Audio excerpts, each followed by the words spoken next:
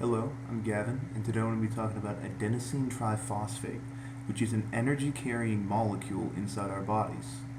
Adenosine triphosphate has a lot of different uses, and it's sort of utilized by our body in different ways and in many different processes. However, before I start talking about its structure and what tasks it accomplishes inside our body, I was hoping to talk a little bit about sort of molecular chemistry and give a little bit of a background before we go in depth. Now, most people know all about atoms and sort of how everything in the world is made up of atoms. And this is true of adenosine triphosphate. It's made up of a couple different atoms: phosphorus, oxygen, carbon, nitrogen, and hydrogen. And each of the atoms reacts in different ways. And each of them is independently important to the molecule because they form different bonds. And the bonds are where the energy in ATP comes from. And ATP's main use is energy.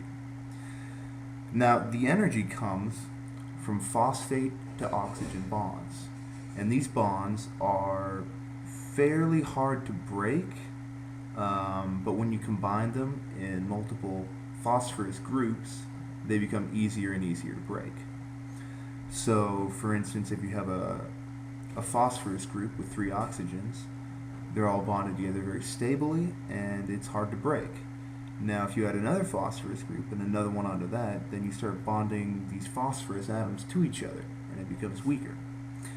And a good way to think of this energy being contained in bonds is to think of a simple rubber band. The 2 rubber bands link the 2 atoms together, for the purpose of now. For now, think of it as my 2 fingers. Bonded together, very stable, very strong, don't really want to go anywhere.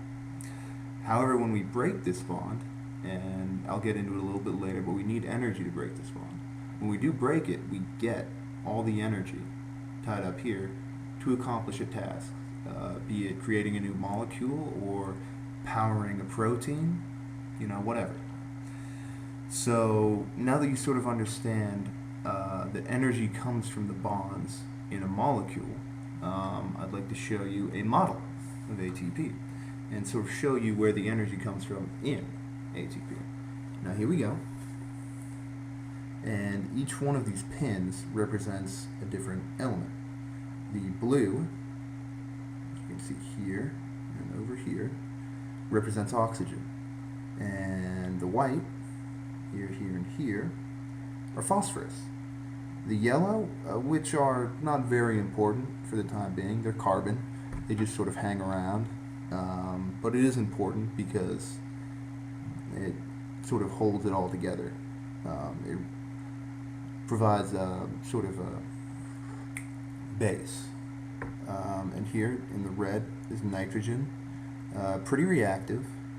Sorry, nitrogen. Pretty reactive, but still not nearly as important as the oxygen and the phosphorus. This is really what you want to focus on when you're looking at the molecule.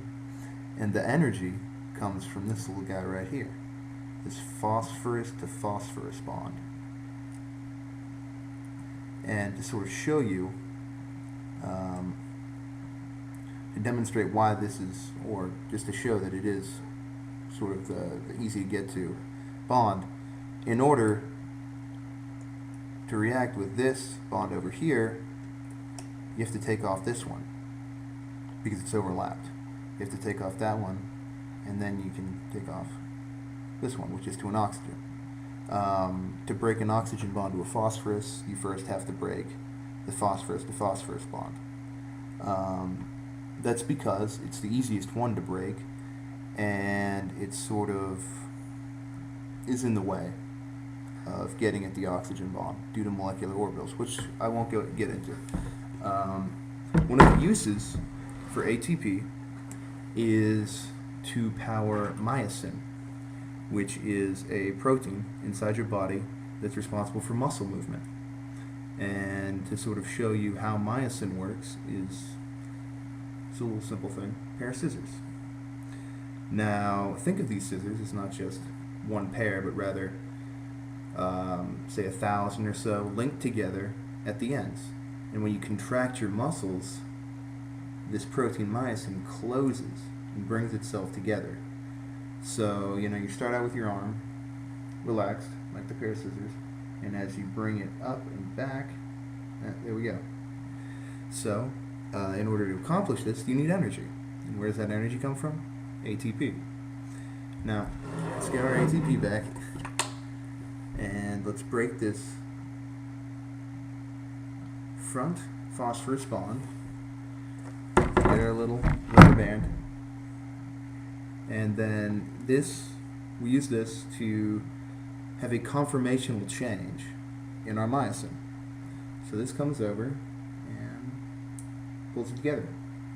And this happens, thousands and thousands of times every time you move, and in pretty much every part of your body, that there's muscle in, which is everywhere. Another use for ATP is in breaking bonds, which is also important because that's how you create ATP, is you take energy from stronger bonds and you use that to sort of recharge ATP by adding phosphorus groups. You can think of this as sort of stronger bonds being thicker rubber bands, and so they contain more energy.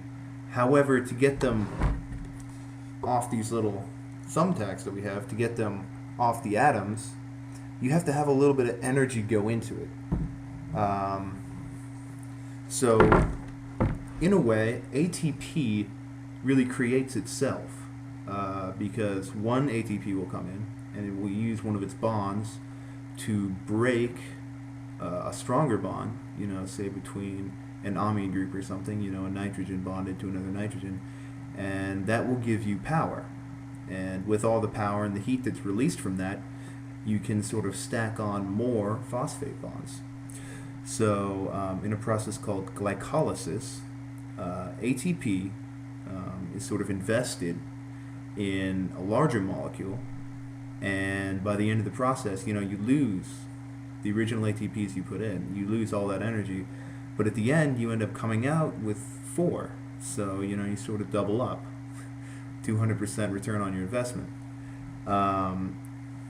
As for where the first ATP came from, I'm not really able to go into that at all because, that's sort of where life came from. So we can just leave that as a question for now. Maybe we'll find out later. Who knows? And there's also another way, sort of along the same lines. It's called the citric acid cycle. And it's basically the same thing, except it's a longer process and there's more of a return. You take the products of glycolysis, which are 2 pyruvate molecules, and you pretty much go through and you chop them up, break all the bonds, and you get a whole lot of energy back, in the range of 36 to 38 ATP molecules are returned. Right. Now that we know about where ATP comes from, oh shit, I think I